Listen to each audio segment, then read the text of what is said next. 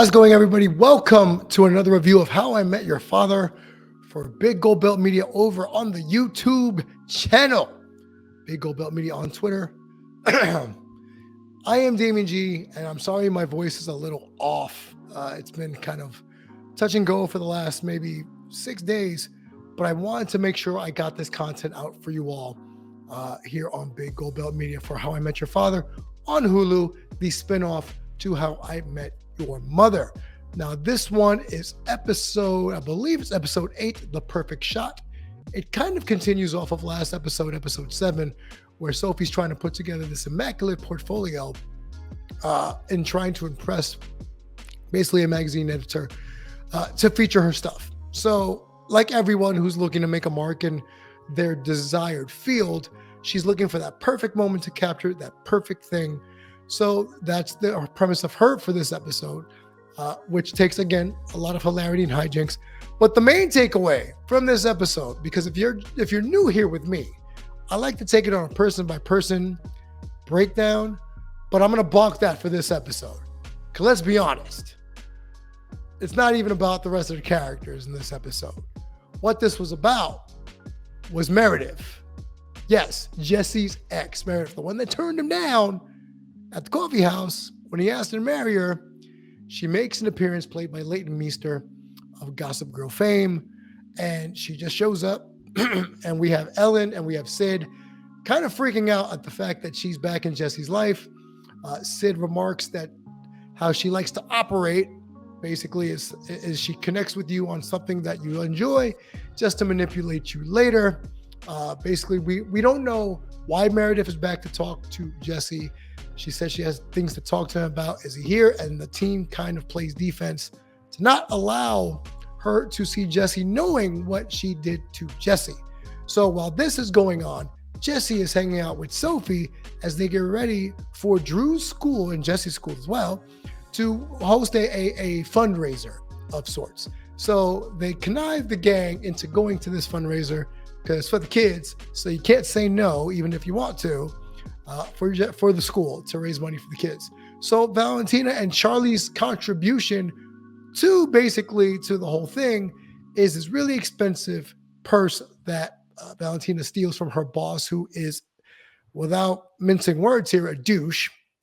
Basically, she's been working for this guy for 5 years, treats her like crap, and gets around a lot of harassment and anger issues at work by talking to a doll named Valentina. So when Valentina says, "You're insulting me," he goes, "I wasn't talking to you. I was talking to the doll," which bears a striking resemblance to Valentina. What we also find out is that another co-worker of Valentina's has what looks to be a potato in her image that basically the boss insults.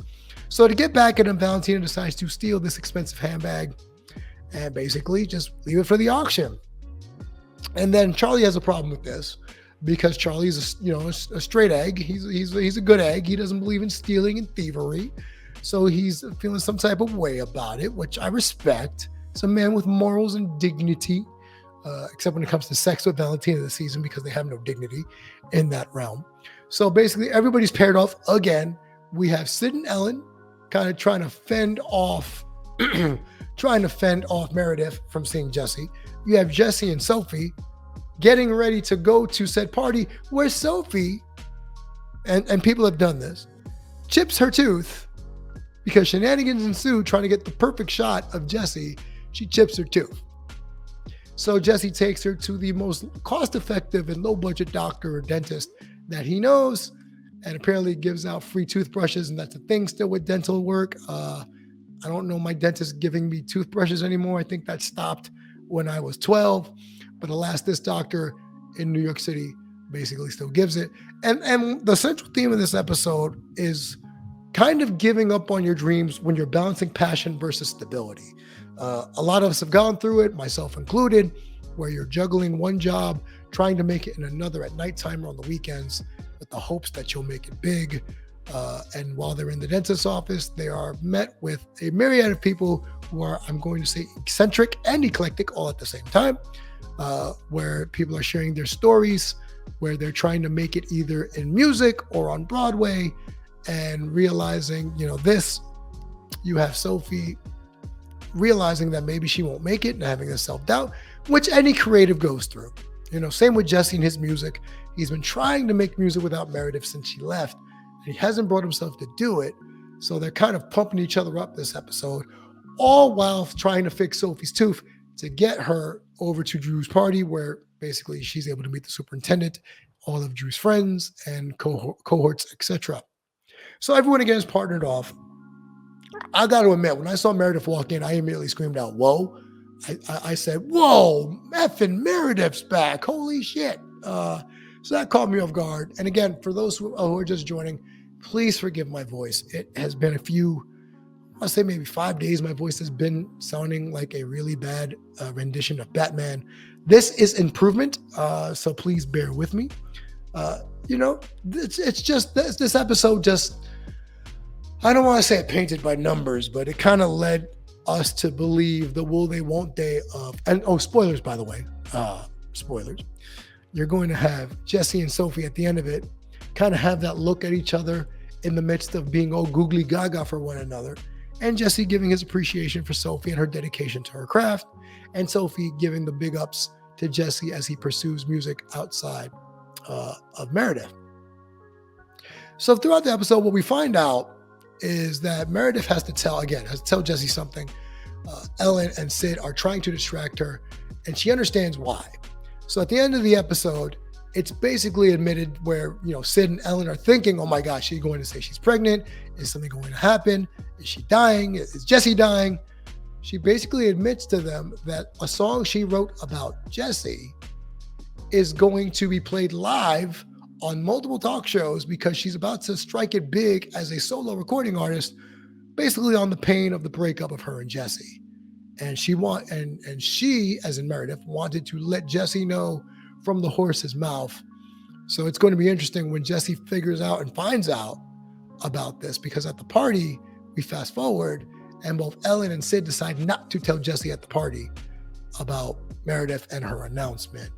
Now when we switch over to Valentina and with Charlie, basically Valentina is going to auction off this bag, and then the boss finds out the bag is missing. So after it's been auctioned off for boatloads of dollars to benefit, again, for the kids, Charlie protests and says he's going to steal it back.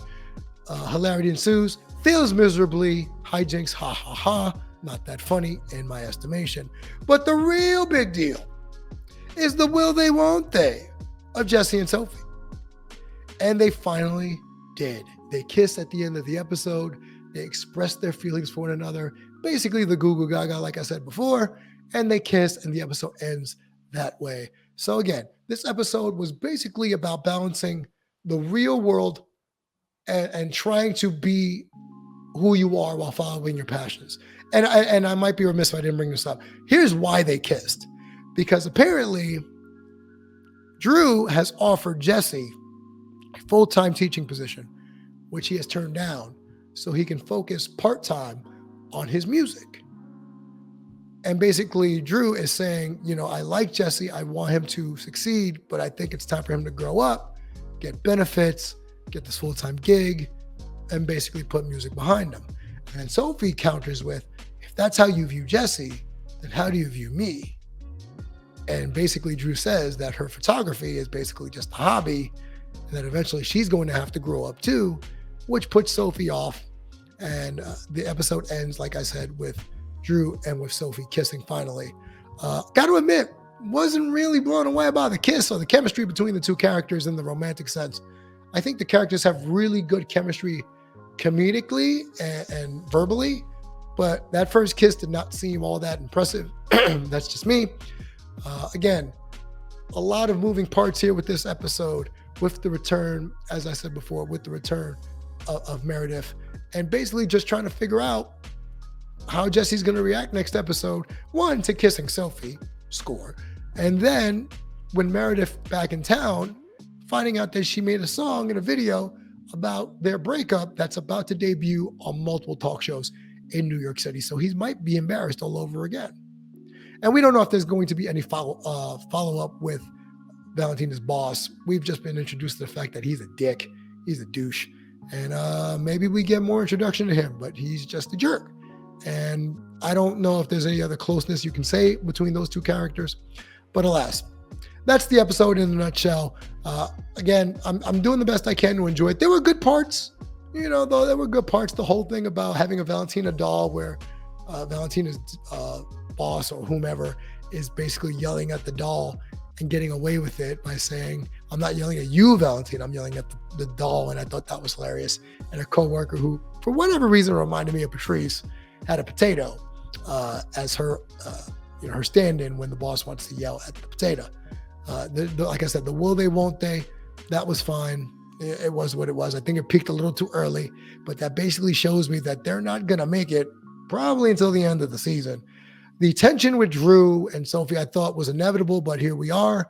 I didn't think this would be the breaker. I thought maybe she would kiss Drew while she was, kiss Jesse while she was dating Drew. That's not the route they took. I'm okay with that.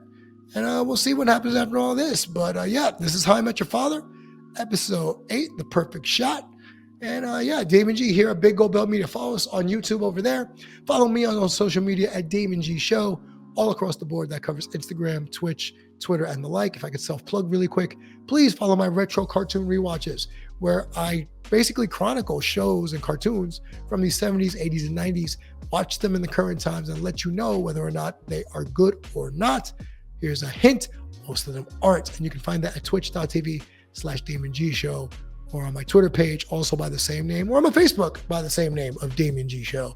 But with that, I'll see you guys in the comments. Let me know if I missed anything. You guys have been really good about letting me know if I've missed little minor details contingent to the plot. So I appreciate that. But again, let's talk down there.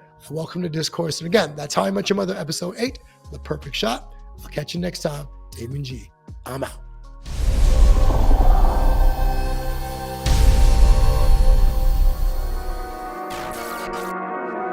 I keep